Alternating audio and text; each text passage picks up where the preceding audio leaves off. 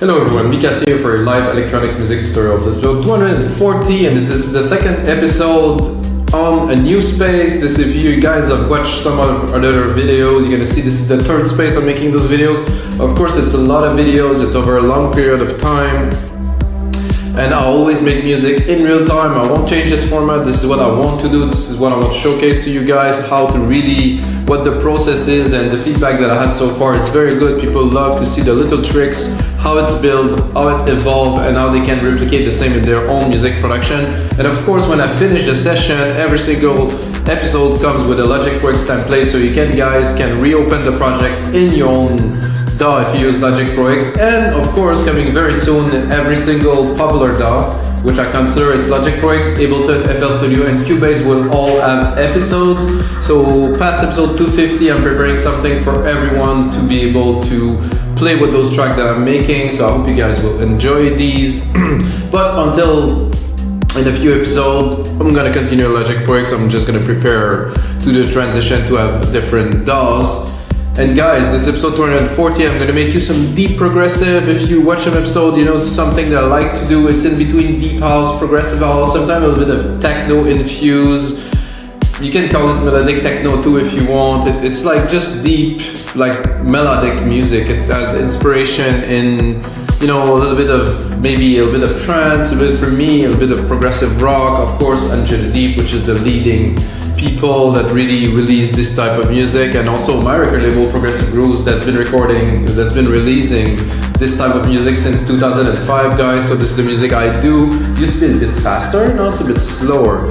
So I'm actually starting with a drum beat that I got, so I just jump straight into production. And if you watch a few of those videos, you know that I basically talk more and more about what I am doing so you guys can understand. So I have this drum beat here. This is the episode 235, how to make powerful drum beats. I cut a few things because it was a bit too rich to kick it off. And I'm also gonna drop, when I think about it, this output mastering sequence. I just want it raw like this so I'm able to do something. And I was thinking before I do this episode, I'm gonna start with something like a bass, but not necessarily like a plucky bass, maybe more like a drawn bass, like a doom doom, you know, not quite a brass too, but as you see, I know it's a keyboard, like many people like deadmau5, like a lot of people on their keyboard making music in planes and cafes everywhere. And, you know, keyboards they're nice in the studio, but it's not a necessity anymore, mostly for electronic music producers. So it's the case for me too for the last 5 years. Before that, yeah. Let me know, guys, in the comment about the echo of the room. If it's, I think I'm gonna bring this a bit closer. Okay, I have to bring up musical typing. And then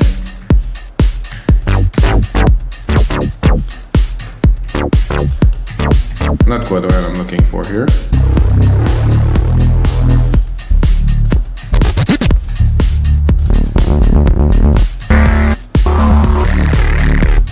This is a bit intense. This is okay.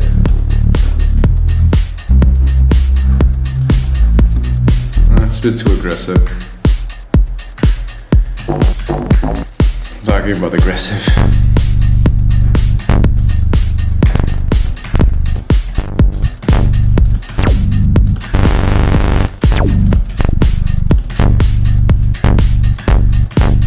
This could be good, but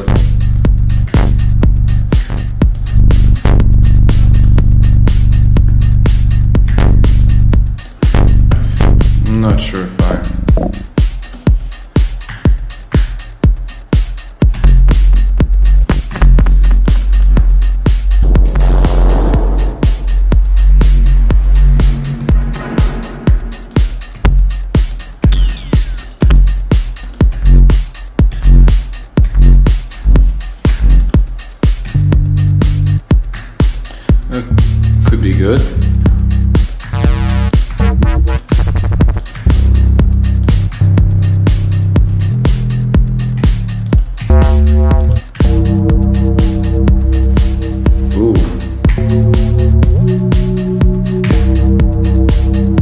like that.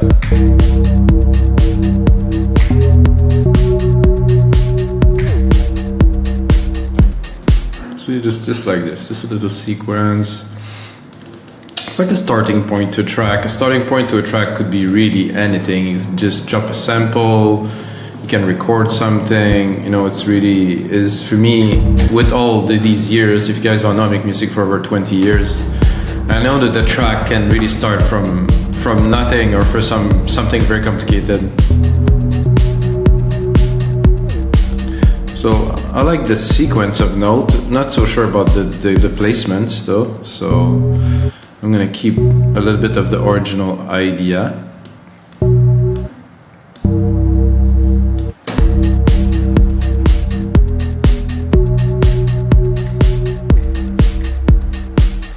I think I would do. This is a bit. No, I wouldn't call it strange, but it's different. That's for sure.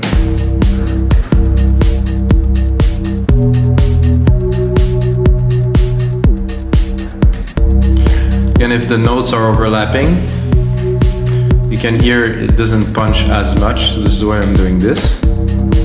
So I'm cutting it.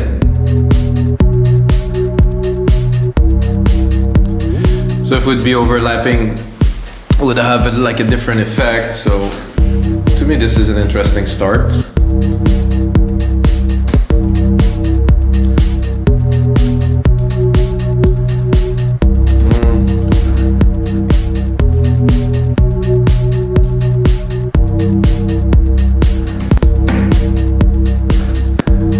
Let's see.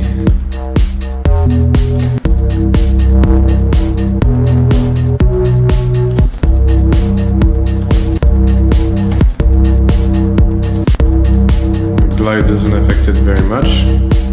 Cut off. Not really. Cut off too. Ooh.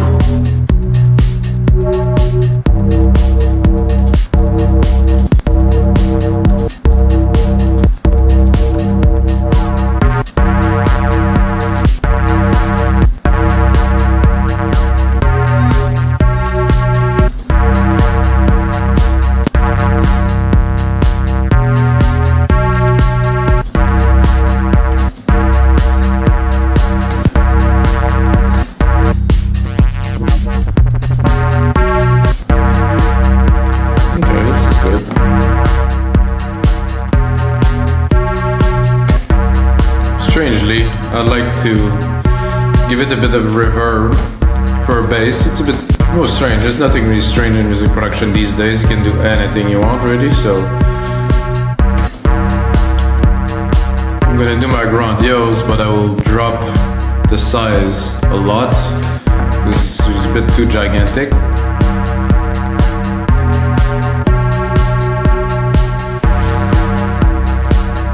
So what I'm feeling really right away is that would be nice to have some nice plucks in there. And I know usually I use only Logic, but I don't really care really. So I'm gonna go in silent one. I'm gonna go the factory here that I have in there, definitive collection. I'm gonna pick some plucks. This one here. I'm gonna go into plucks a bit further. So I don't know about you guys, for me the idea is forming in my head as I go, so I'm thinking, okay, some plucks. I'm gonna pick some keys from the original here to create like a pluck sequence. It's gonna be in tune with the original idea.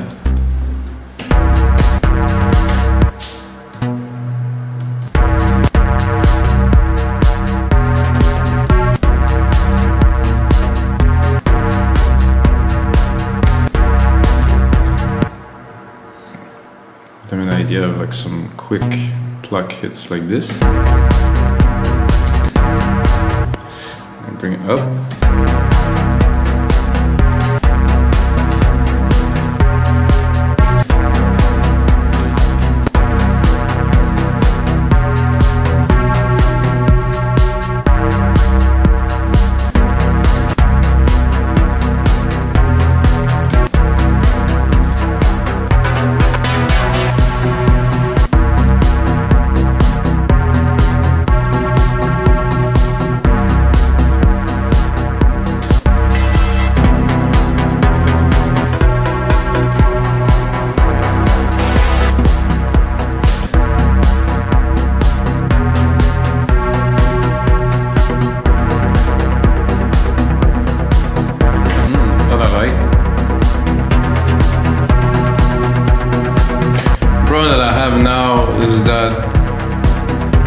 much tone into the key of the bass, so it's gonna be really, really hard to do anything with the top.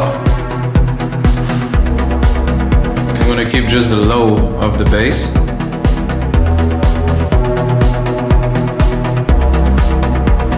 I wouldn't do a progression in the keys too, because it's gonna get too busy and complicated.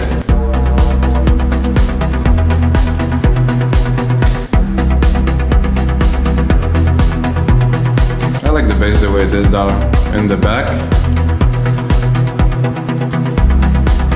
I'm gonna go into silent and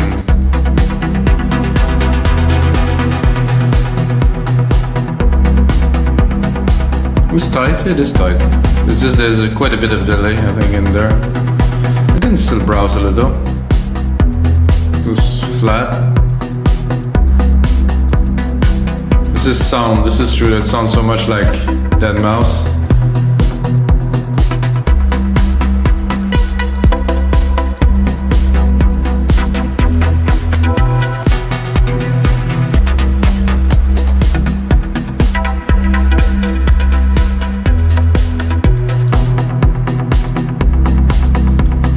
This is nice too.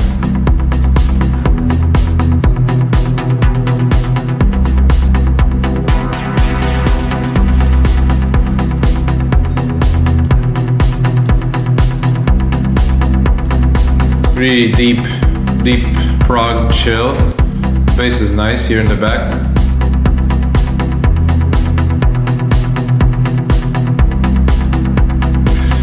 Then I would go into a pad, and since we're using silent, guys, I mean, why not use silent? I use only silent for so many years, really, until I just got into Logic and they dropped Alchemy. Then I was like, oh, Alchemy is actually better. I mean, silent is still such a classic that cannot really do without it. And mostly this legendary pad, for me at least, is the Anjuna pad. I don't know if it's Anjuna Deep or Anjuna, but sound like this. I'm gonna go a bit higher.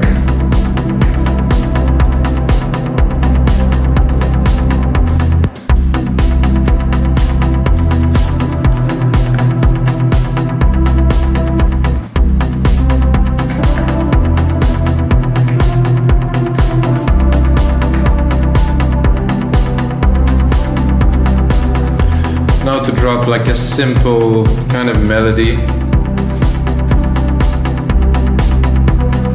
Has to be drawn, spaced out, not too intense. You know, you have the pad there running, you have the bass. You don't want to really overcrowd like your sonic territory, so I'm like... But also, of course, the key has to work, so... D, E, E.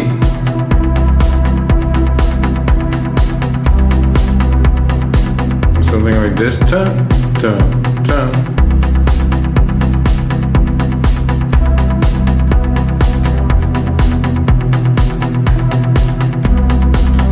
No.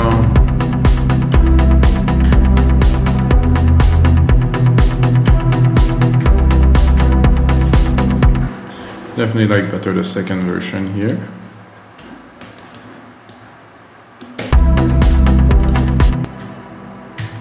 Oh, guys, there's an ant.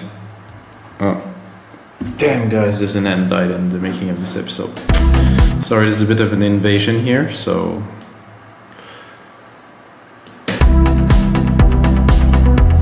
Oh.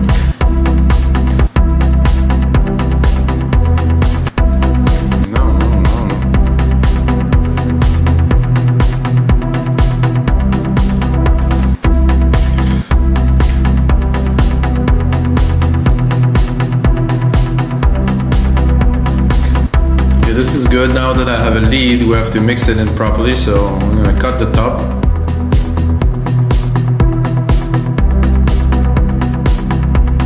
I think there's a bit too much resonance, I would say.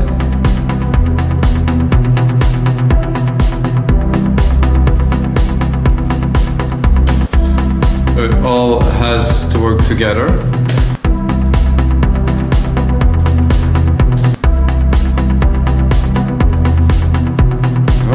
There's a bit of a problem here with my MIDI.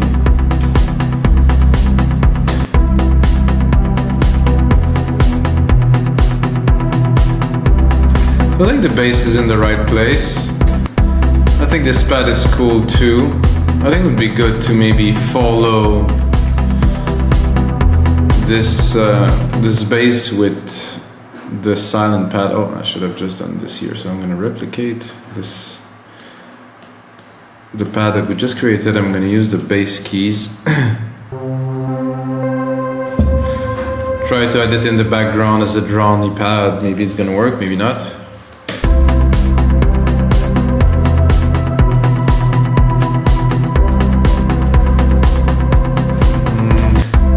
Maybe it's a bit too high.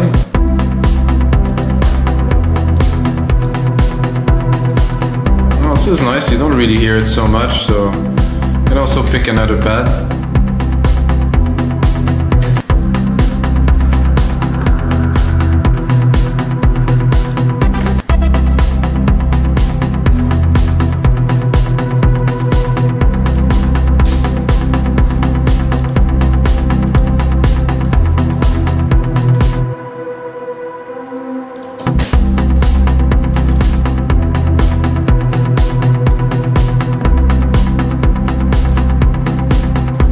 So, you know, when I listen to this after I'm progressing with the other synth part, I'm like, don't like those plucks so much anymore. So I'm thinking, oh, there's many. Okay, where we here. I think I will restart at the top and.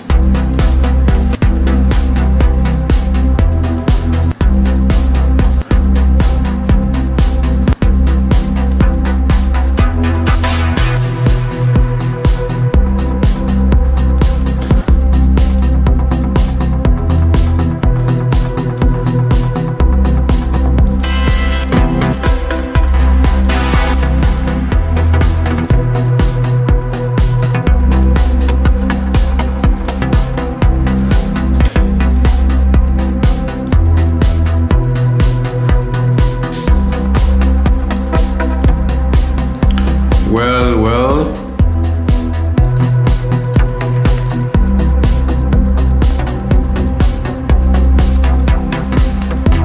To me, somehow they all sound very much the same. Oh, that I like. It's not so plucky.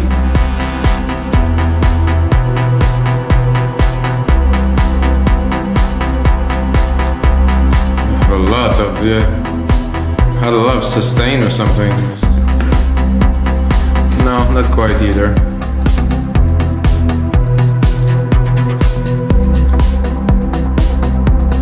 Oh yeah, that in the mix. Immediately. Clean. So what do we put into a track like this? I think we need like an element that will really not define the track, because we have the melodies, we have everything. We need to make the track stand out with something like an effect or something that would be very, that make this part special. Oh, sorry guys. So what we'll do is I'm gonna go, I think, into cinematic or maybe percussions. I'm gonna try to find like a sound effect or a soundscape that will really bring like some dimension to the track.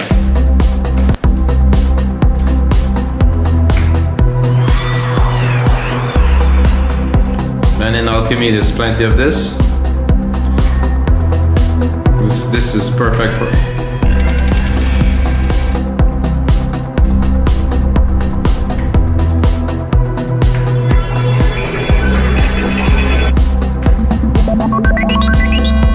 It's classic almost.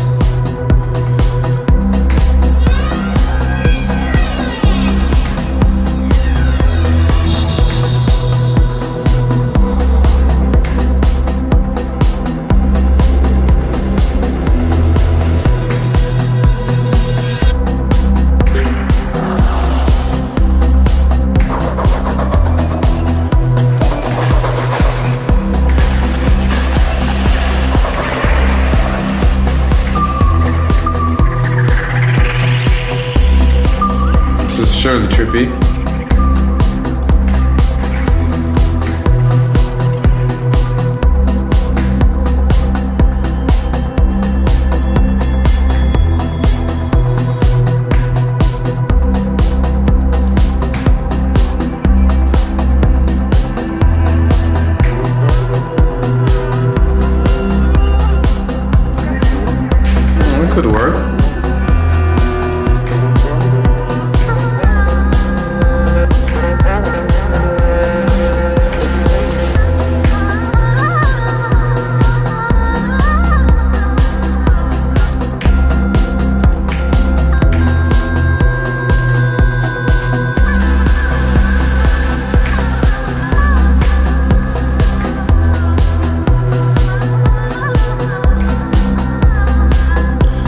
bit of reverb in there.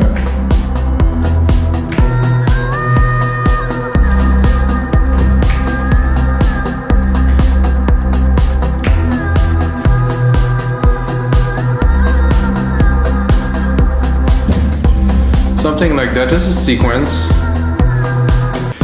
and because it's an atmosphere kind of bass, I think it would be different every time it will hit. So that should be interesting.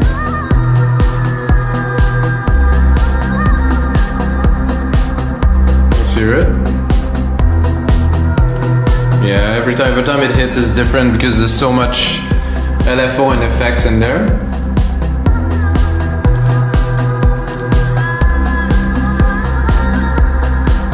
Okay, that's one effect. I'm thinking I could add a little bit more to add some dimension to make it more interesting. So we have a lot in there, of course.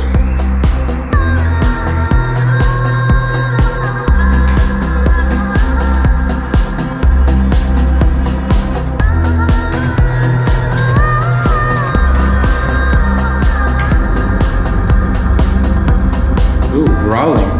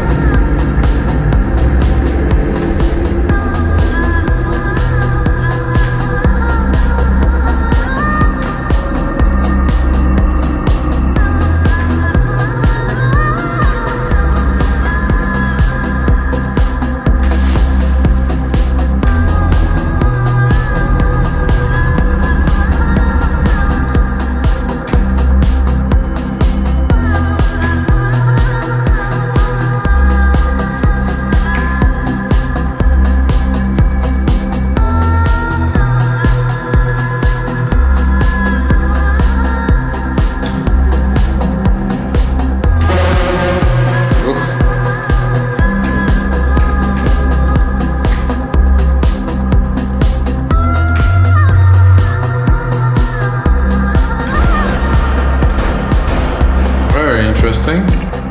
Not for us right now, but caffeine effect. I like some of that. Oh, this is a bit crunchy, I would say. Let's hear it. It's like somebody's eating in like a cardboard cup or something. Oh, that's nice.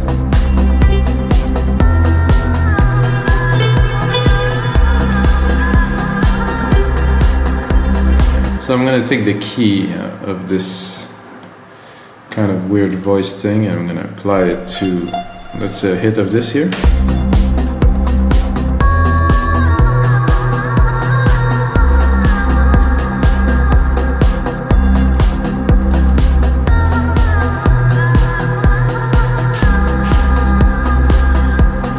So now we have a type of a drowny kind of track that's really deep, that has some weird elements to it, so it's distinctive, so it's not gonna sound like anybody else just tried to make a track in that style. Now I can add some percussions.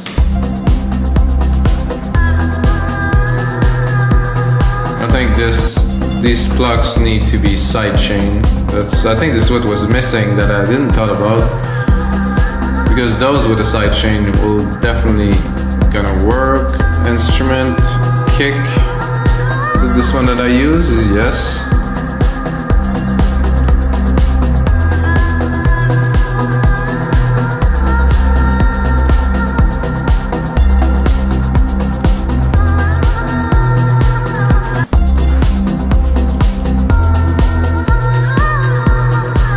So the plugs are there really mainly to support the beat, to get the flow going, you know, because without them, I mean, it's nice, could be doable, but it doesn't, for me it's not groovy enough.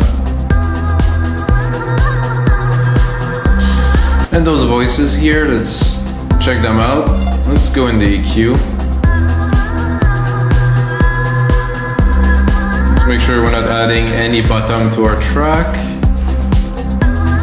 If we want to really funk it up, I think we could go probably into multi-effect and do a step effects on them.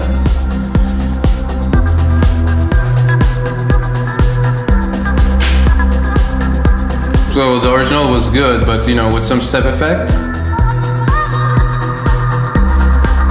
Oh, this one I used quite a few tracks, so it was cool before, but now you really have like a voicey kind of feel. Remove a bit of the Asian kind of thing in there, so it's trippy. I like that. Let's hear this caffeine effect. I'll give it more reverb. I want just almost only the reverb signal from there.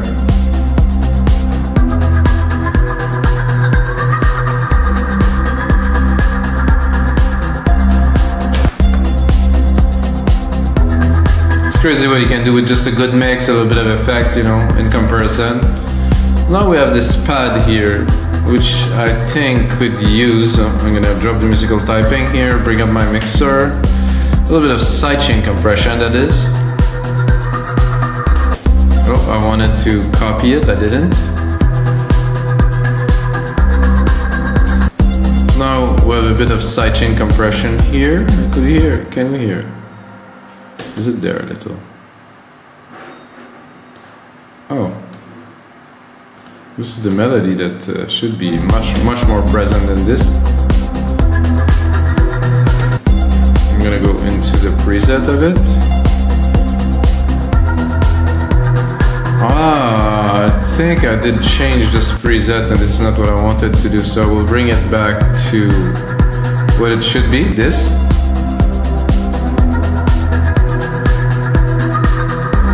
So, listening to this now, right away I'm thinking, okay, these vocals with this lead, no. Because that take the space. So they will have to be segmented in different parts, of course. So we're actually gonna start segmenting it a little bit now.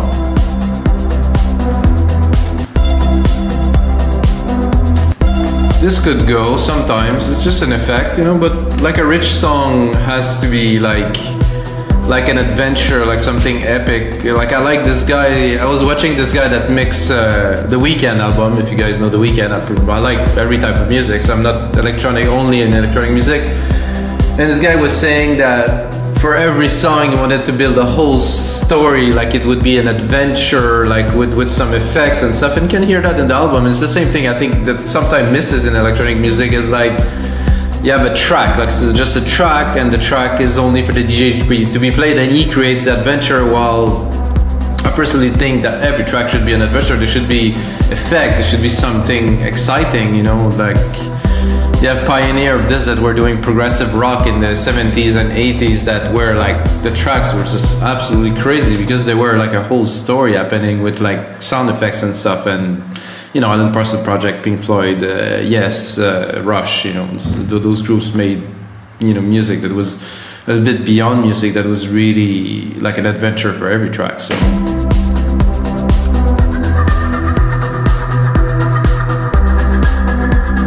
I could also do a semi-sequence here. So let's say we cut the first, we just use the first.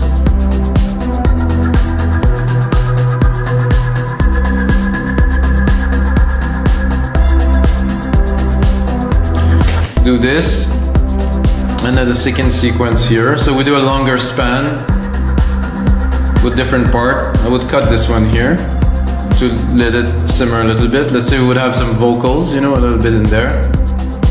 Then again, repeating, first sequence, vocals.